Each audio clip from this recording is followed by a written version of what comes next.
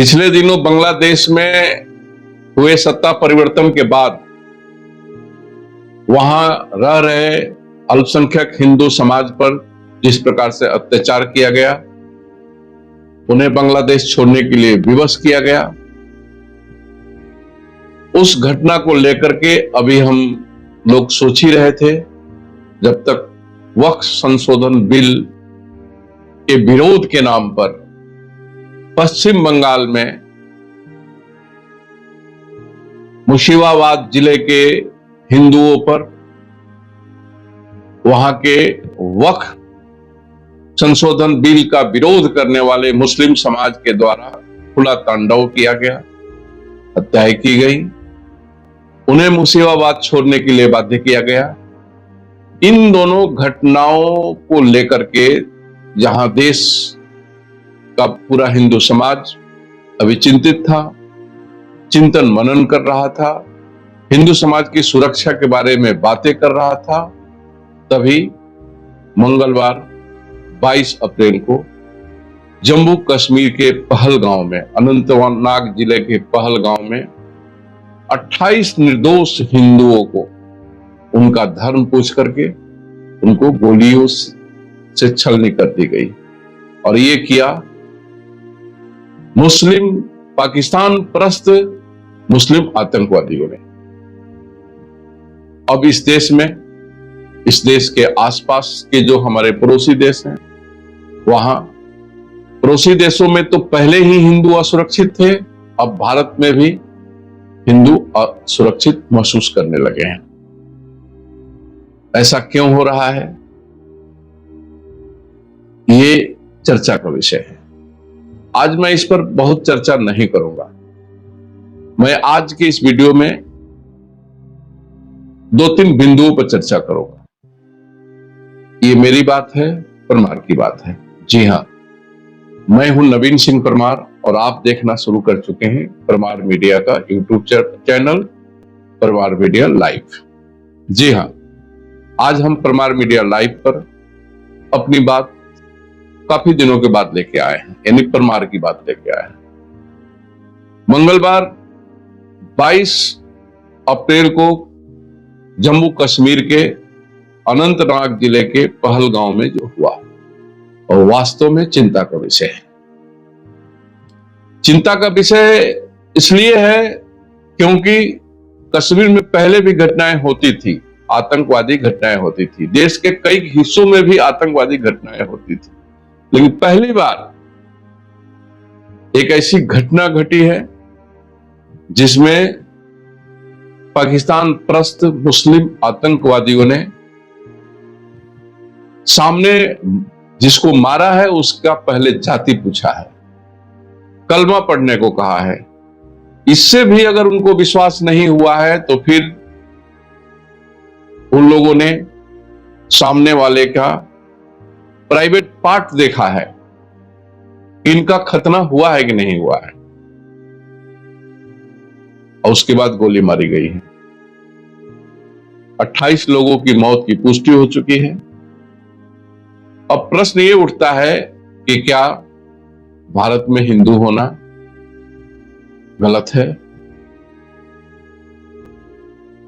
सबसे बड़ी विडंबना यह है कि वहां हजारों पर्यटक थे। सारे मीडिया के द्वारा, विभिन्न संगठनों के द्वारा ये बात कहे जा रहे हैं कि पर्यटकों की हत्या हुई है। जी नहीं, पर्यटकों की हत्या नहीं हुई है। नाम और धर्म पूछ करके हिंदू समाज की हत्या हुई है, हिंदुओं की हत्या हुई है। इसे आतंकवादी घटना केवल कहना सरासर गलत होगा। हमें कहना होगा कि ये पाकिस्तान परस्त मुस्लिम आतंकवादियों के द्वारा हिंदू समाज के खिलाफ किया गया जिहाद है। हमें इस वास्तविकता को स्वीकार करना पड़ेगा। हो सकता है कि मेरी ये बातें कुछ लोगों को अच्छी नहीं लगे, लेकिन जो सच है वह सच है। परमार मीडिया हमेशा सच की बातें करता आया है और आज हम वही कहेंगे जो सच है। जम्मू कश्मीर में हुई यह घटना केवल आतंकवादी घटना नहीं है। ये हिंदू समाज के खिलाफ जिहाद है, ये हिंदू समाज पर आक्रमण है। आने वाले समय में हमें यह सोचना होगा कि हम अपनी सुरक्षा कैसे करें। हम केवल सरकार पर निर्भर नहीं रह सकते हैं। सरकार कहां कहां सुरक्षा उपलब्ध कराएगी भाई? अनंतनाग के पहलगांव के जिस क्षेत्र में यह घटना घटी है, उस क्षेत्र की भौगोलिक स्थिति को अगर आप समझें तो आप पाएंगे कि मुख्य सड़क से 6 किलोमीटर की दूरी पर घाटी में यह घटना घटी है। घटना के तुरंत बाद आर्मी को, वहां के पुलिस को जानकारी मिलने के बाद भी घंटों लग गए वहां पहुंचने में, क्योंकि सड़क मार्ग से वह इलाका काफी दूर था, सुनसान था। वो एक पर्यटन केंद्र था, वहां लोग घोड़सवारी करने के लिए जाते थे। अब हर कदम कदम पर लोगों की सुरक्षा तो दी नहीं जा सकती है।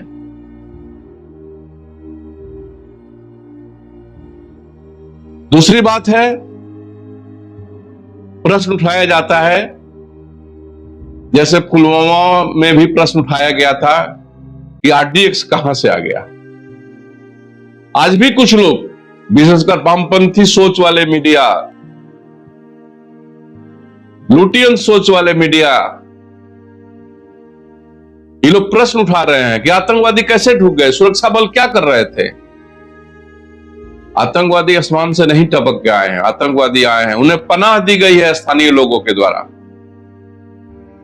अगर उन्हें पनाह नहीं दी गई होती तो अचानक आतंकवादी प्रकट नहीं होते और अचानक घटना करके भाग नहीं जाते, वो छिपा लिए गए। इसलिए ये कहना कि कश्मीर की आम जनता इस आतंकवादी घटना से दुखी है, ये 100% सही नहीं है। हाँ, कुछ लोग दुखी होंगे, जिन्हें आभास हो रहा है, भविष्य की चिंताएं हो रही हैं कि इस घटना के बाद क्या होने वाला है, वो निश्चित रूप से दुखी होंगे, लेकिन इनकी संख्या बहुत कम होगी। धर्मांध जो लोग हैं वहां, जो दिन रात पाकिस्तान पाकिस्तान करते हैं, वो तो खुशियां मना रहे हैं। और कश्मीर की बात ही क्यों, शेष भारत में भी सोशल मीडिया पर जो बातें दिख रही हैं, जिस प्रकार से इमोजी डाले जा रहे हैं इन घटनाओं से संबंधित खबरों में, इससे स्पष्ट है कि देश में किस मानसिकता के लोग कैसे सपोले पल रहे हैं।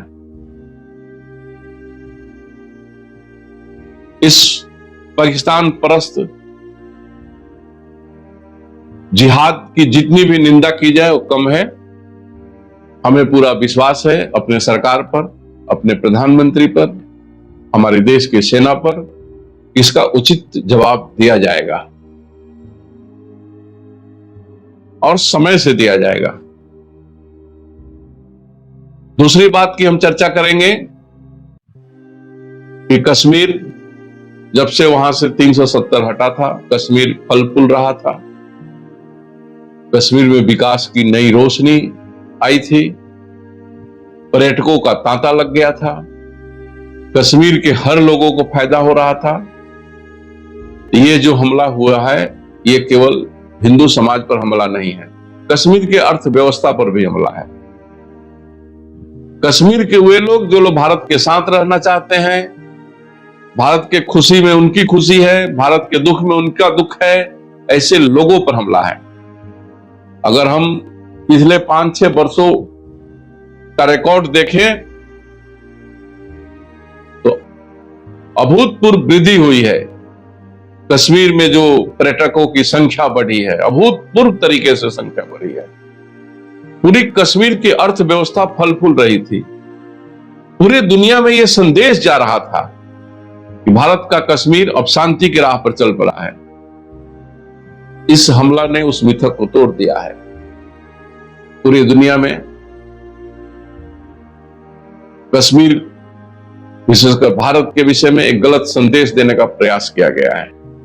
अब भारत सरकार को इस पर निश्चित रूप से उचित कार्रवाई करनी चाहिए।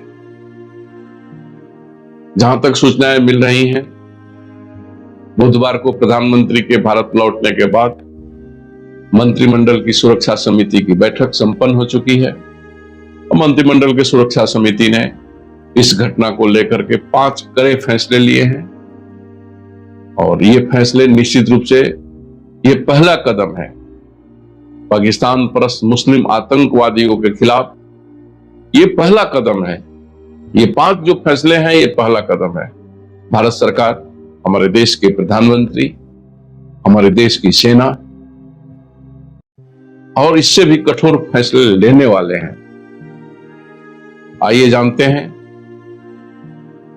बुधवार को मंत्रिमंडल की सुरक्षा समिति की बैठक के बाद कौन 5 बड़े फैसले लिए गए हैं। मंत्रिमंडल सुरक्षा समिति की बैठक के बाद जो 5 बड़े फैसले लिए गए हैं उसमें पहला फैसला है पाकिस्तान के साथ 1960 में हुआ सिंधु जल संधि को तत्काल प्रभाव से स्थगित कर दिया गया। जी हां, आपने सही सुना। पंजाब पाकिस्तान को एक एक बूंद पानी के लिए हम तरसा देंगे। सिंधु जल समझौता को रद्द कर दिया गया है, तत्काल प्रभाव से स्थगित कर दिया गया है। अब आप कल्पना कर सकते हैं कि 65 और 72 के युद्ध में भी, 72-73 के युद्ध में भी ये इतनी बड़ी फैसला नहीं लिए गए थे। सिंधु जल समझौता को रद्द नहीं किया गया था, स्थगित नहीं किया गया था। अब आप कल्पना कर सकते हैं कि कितनी बड़ी फैसला है, इसका क्या दूरगामी परिणाम आएगा। उसी प्रकार से दूसरा जो फैसला हुआ है, देश पाकिस्तान और भारत का सबसे चर्चित जो बॉर्डर है, अटारी बॉर्डर, जहां से सबसे ज्यादा लोग आते जाते हैं, व्यवसाय होता है, उसको तत्काल प्रभाव से बंद कर दिया गया है।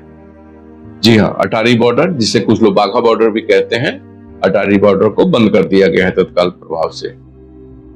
इन दोनों फैसले से भी तीसरा फैसला जो सबसे बड़ा फैसला है, सार्क देशों के समझौता के तहत अस्थायी वीजा पर इलाज कराने, शिक्षा लेने के लिए, घूमने के लिए, अपने संबंधियों से मिलने के लिए जो लोग आते थे, यह वीजा बहुत आसानी से मिल जाता था।